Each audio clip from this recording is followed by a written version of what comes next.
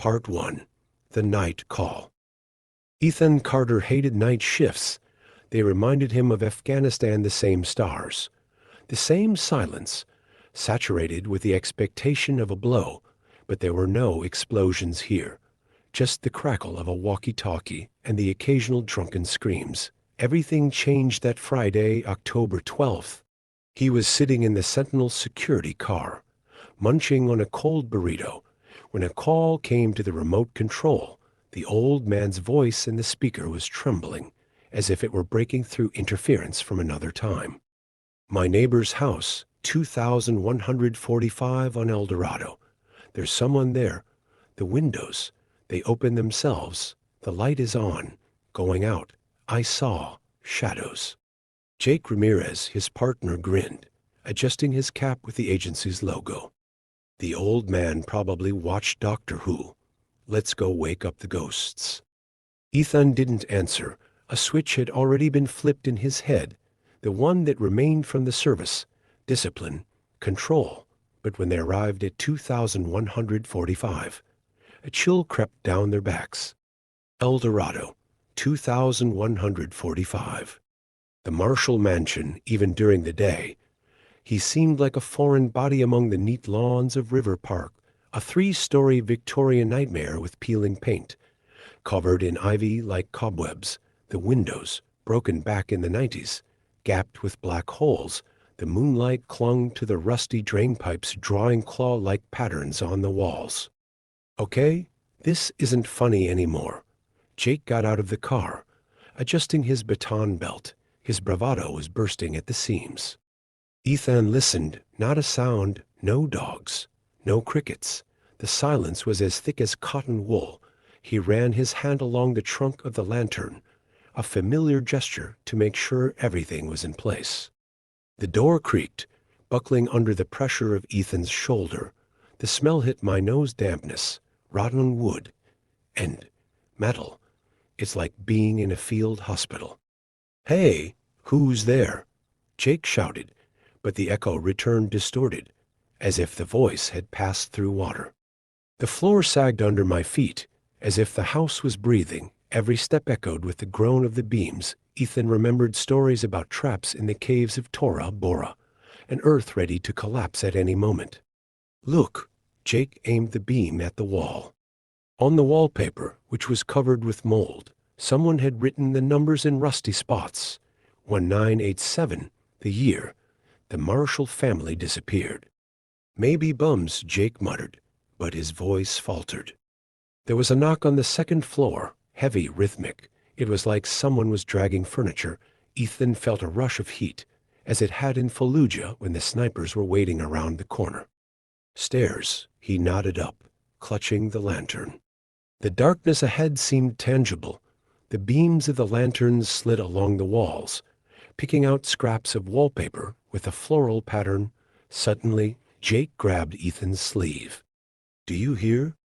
Footsteps, slow, with dragging of the left foot. The sound came from the end of the corridor. It seemed to Ethan that the air had become thicker, like in a sauna. "Hey!" Jake took a step forward, but Ethan abruptly stopped him. "Don't shout." They moved towards the sound. The door in the last room was ajar. A silhouette flashed through the gap, low and hunched over. "The police," Ethan barked, rushing inside. Empty. Only the wind blew through the broken window. Swinging the curtains, a doll with its eyes gouged out lay on the floor, its dress covered with decades of dust. "We're being trolled," Jake tried to joke, but sweat was running down his temples. The trapdoor under the carpet was found by accident. Jake stumbled, and the floorboard lifted with a thud. Damn rich people and their secret rooms.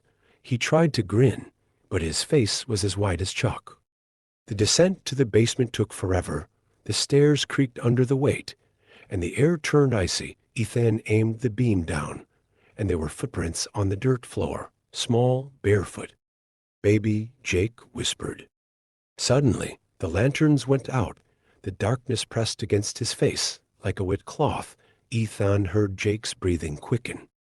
"Hey, turn on the light." The switch clicks. Nothing. Carter, this is not funny. Ethan reached for the walkie-talkie on his belt. There wasn't even any static noise. We have to go, he began, but Jake suddenly screamed. Behind you. Ethan turned around, drawing his taser. The beam of the flashlight darted across the walls. Emptiness. Jake? Silence. Ramirez, stop fooling around. Only the echo answered him. Ethan froze, listening to his own heartbeat. There was a whisper somewhere in the darkness. Help me. A woman's voice, close. It was as if someone was standing behind him. Ethan sprinted for the stairs. My legs felt weak, and my hands slid along the damp walls. He did not remember how he got out on the street. He did not remember how he got into the car. Only one thing stuck in his memory.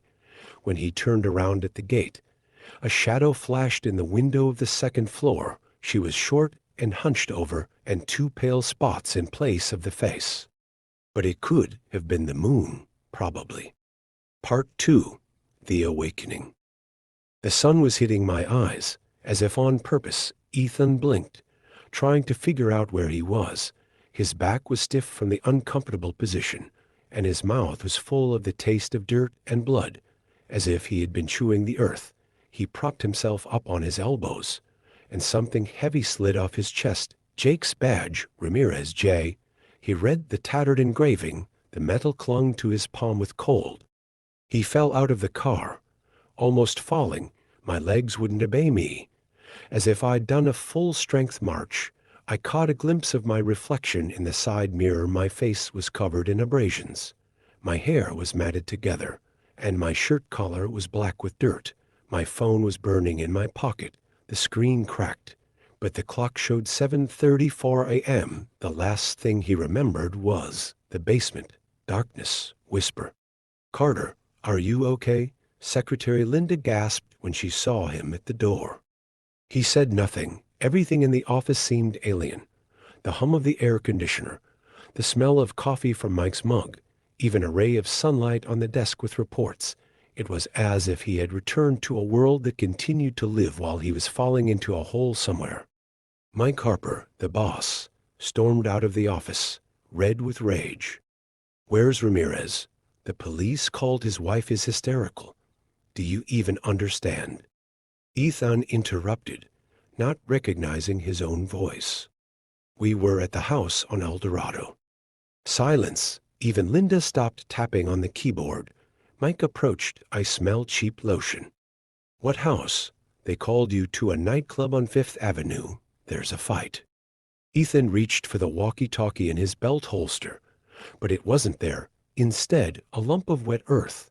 He dropped it on the floor. Are you drunk? Mike grabbed his shoulder. Ethan jerked. A reflex triggered. The boss's arm was twisted behind his back. Scream. Chairs crashed. Linda screamed. I wasn't at the club, Ethan hissed, releasing Mike. There was a house there and Jake. He didn't finish. There was the same look in the eyes of the chief that the recruits in Afghanistan had before the first battle. Panic, masked by anger. The shower did not wash away the feeling of sticky darkness. Ethan was sitting on the edge of the bed, flipping through his phone. Search. El Dorado 2145, Sacramento. A 1988 article. The Marshall family. 3 missing, 0 answers. Black and white photo, smiling parents. A girl of about 6 with a doll in her hands. It's just like in that house. In the comments section of the forum, Paranoid wrote, it's dirty out there after the rain. Their faces appear on the walls. Ethan closed his eyes. His hands were shaking. These are hallucinations, lack of sleep, PTSD. He took a deep breath, as the Navy psychologist had taught him, but there was that smell in my nose again, mold and iron. Jake's badge jangled on the table. Ethan took it, feeling the sharp edges. If I made it up, where did it come from? Are you sure? Mike was going through his resignation letter. The contract. I'll sue you if you try to keep me. Ethan tossed the keys to the company car onto the table. He went out without looking back. Linda was shouting something after them, But the words were lost in the hum of the traffic. All he wanted now was to get away from El Dorado, but the car turned onto that street by itself. The house stood as before, only now an old man in a plaid shirt was circling a lawnmower on the lawn Ethan parked, his heart pounding against his ribs. Arthur Thompson. His voice sounded hoarse. The old man turned off the engine, wiping his sweat. Thompson, it died back in 2020, cancer. But he called. Ethan paused. My throat was dry. I bought this plot a month ago. The old man waved at the house. I'll demolish this wreck next week. Ethan looked up at the second-floor window. No shadows, no movement, only the wind shook the ivy branch, scratching the glass. You didn't find anything in the basement. What is it? He asked, already knowing the answer. Emptiness, just dirt and spiders. As Ethan drove away, he caught a glimpse of the lawn in the rearview mirror. The old man was mowing the grass, and also the silhouette of a girl sitting on the porch with a doll. He stepped on the gas sharply. At the next traffic light, I checked the mirror. There was only an empty road behind. The epilogue. Ethan buried Jake's badge in the woods outside the city. I couldn't throw it away. It was like I was burying a part of myself. Sometimes he woke up at night because the apartment smelled of mold. I was checking the locks. I looked through the peephole. No one. A month later, the news showed a story. The demolition of the house on El Dorado ended in tragedy. The excavator fell into a hidden cave under the foundation. 3 skeletons were found in the ground and a small rubber shoe. Ethan turned off the TV. His hands smelled of earth. Always. Oklahoma.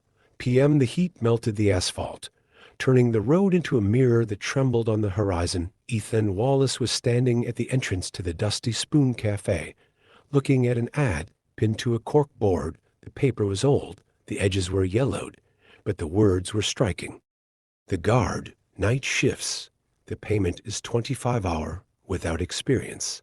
Immediate exit. He swallowed. 25 an hour is twice as much as he was paid at the warehouse where he was fired a week ago. Rent, debts, daughter Laura, who needs new inhalers in a month. He tore off the paper, leaving a ragged edge on the board, as if someone was in a hurry to hide the vacancy. The 24/7 Smart store turned out to be a concrete box with a faded sign. There was an abandoned gas station nearby, its broken pumps sticking out like tombstones. It smelled of bleach and mustiness. The manager, Mr. Carter, did not come out of the back room immediately. When the door finally creaked, Ethan saw a man in his 50s with skin the color of old paper and eyes that darted around the room as if looking for a way out. Resume. Carter held out his hand without looking. I have no experience, but... No need, he waved, as if to ward off a fly. The job is simple.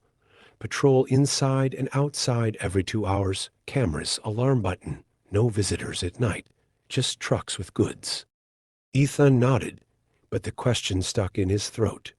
Why do they pay so much? Carter seemed to read his mind. Risks. We've been there.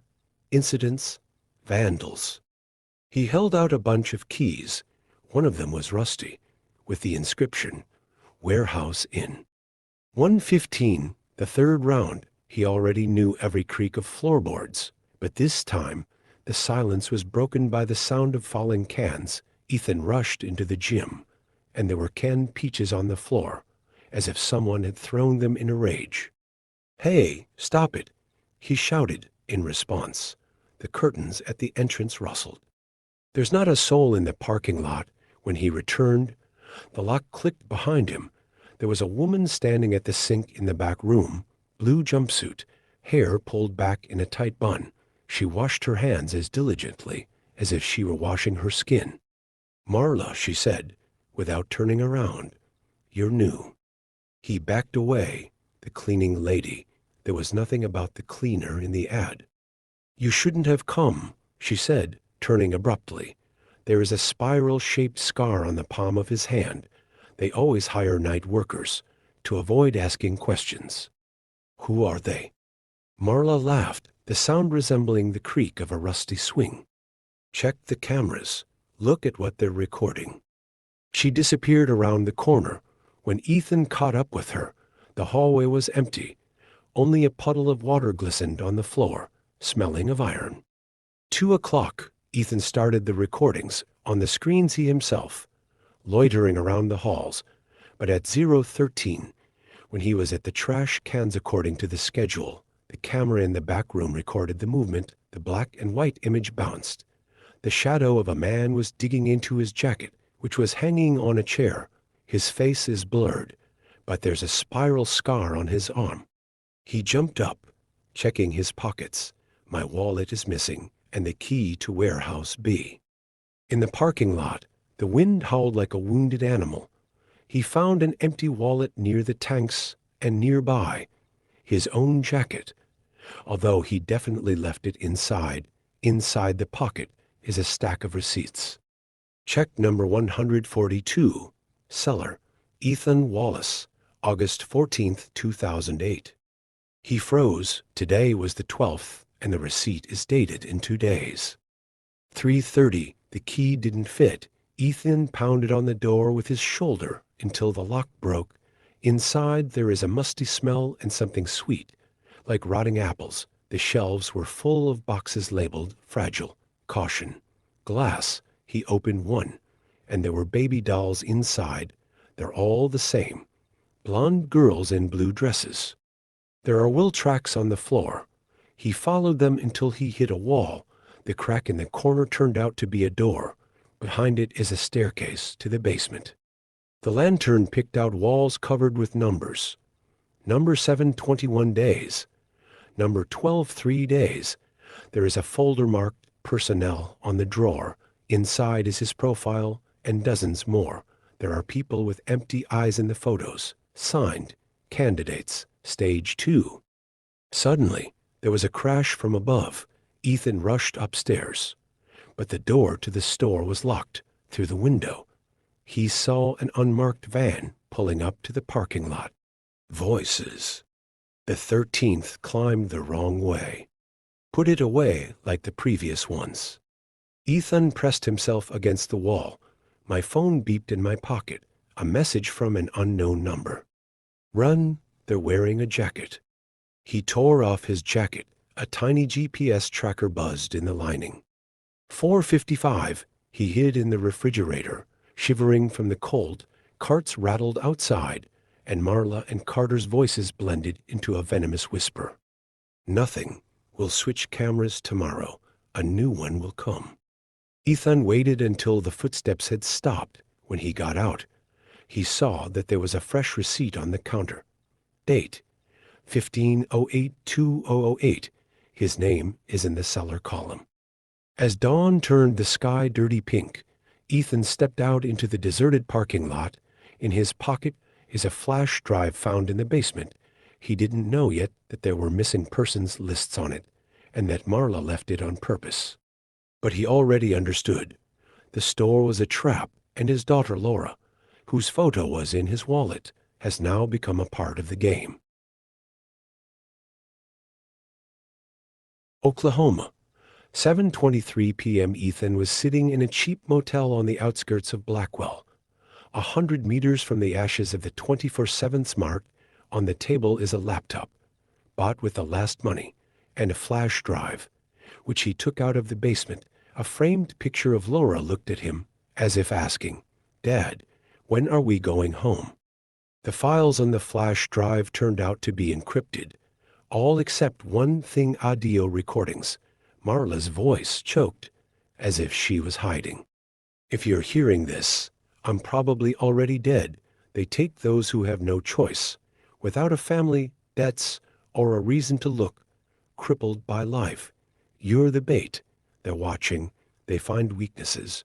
Then you become part of the system, like me." The recording stopped. Ethan stuck a cigarette butt in his coffee cup. His hand was shaking. They're watching. He turned out his pockets. Old jeans, jacket, boots. Where else could the tracker be hidden? A knock on the door. Ethan froze. Through the peephole is a woman in a leather jacket, red hair pulled back in a ponytail. Mr. Wallace, I'm Lisa Wright. I write for the Blackwell Gazette. Can we talk? He opened it without unhooking the chain. How do you know where I am? An anonymous person called me. He said you were the only survivor. In her hand is a photograph. She's wearing Marla, but younger. In the background is the 24/7 Smart, intact with new windows. It's 2005.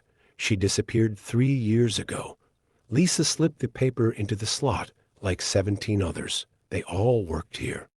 2140, the ranch diner. A man with a cap and a scarred face was sitting around the corner. Tommy Garrett, a former security guard who was fired for theft. He was found in the back room with a knife at his throat. They said I'd die in prison if I talked, Tommy said, sipping his whiskey, but I saw them loading the boxes. Not toys, people. Ethan squeezed the glass.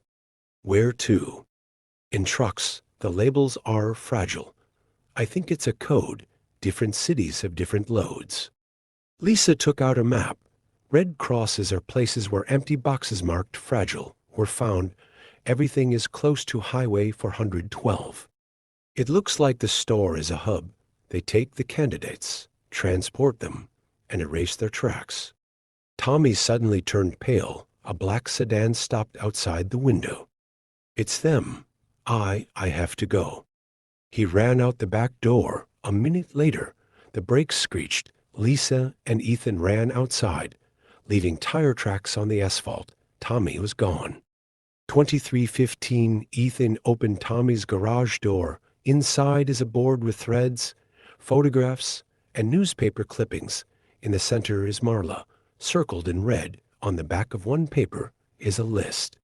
Rules of survival. 1. Don't trust the cameras. 2. Manage to escape in 13 minutes. 3. They always take what you love. There was a child's drawing in the corner. A girl in a blue dress holding a teddy bear, the doll from the warehouse. On the back is Laura, 5 years old. Lisa's phone vibrated. Unknown number. Stop digging, or the girl will suffocate like her mother. Ethan took off. The apartment was guarded, but the window in Laura's bedroom was open. There's a teddy bear with one eye on the pillow. 2 o'clock. They were standing at the destroyed store. The wind scattered ash mixed with burnt receipts. We'll only find what they let us, Lisa said, turning on the thermal imager. But if there was a basement. The wall behind the refrigerator was hollow. Behind it is a staircase that survived the fire. Downstairs is a room with servers. There are faces on the screens. Laura flashed among them for a second. This is a streaming video. They're watching the candidates. Lisa whispered. Look, the tags are Stage 1 observation, Stage 2 engagement. The roar, the door slammed shut. The screens flashed. Stage 3 elimination. Footsteps sounded from above. Marla's voice. This time without a hint of madness.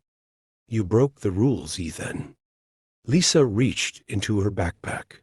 I have a flash drive with a virus. We will destroy the servers. And Laura? If the network collapses, they will lose track of it. They heard the clang of keys. Marla knew the code. 213. Lisa was plugging the flash drive into the ports. Screen after screen went blank. Ethan was hitting the vent with a crowbar. The exit is here, Lisa shouted, pointing to the chimney, stairs up. They climbed into a narrow manhole. Carter's laughter rang out from below. Do you think this is the end? You just changed the cage. When they got out onto the roof, the store burst into flames a second time. The fire consumed the remnants of the servers. A siren wailed in the distance. Lisa held out an envelope. That's all I've downloaded. Coordinates, if they're transporting people. Ethan opened the paper. List of cities: Tulsa, Wichita, Amarillo. Each has a 24/7 smart store. The epilogue. 6 o'clock. Ethan was standing outside the hospital. Through the window, Laura could be seen sleeping with a bear in her arms. My phone buzzed in my pocket. A text message with the coordinates. Tulsa, 34, 0522N, 118, 437W. Save them. He looked at Lisa. She nodded. I'm coming with you. Marla and Carter were still in the system somewhere. Somewhere, Laura was still their bargaining chip. But now, Ethan knew the rules. He also knew that in Tulsa, in one of the 24/7 smarts, there was already an advertisement. Security guard, night shifts without experience.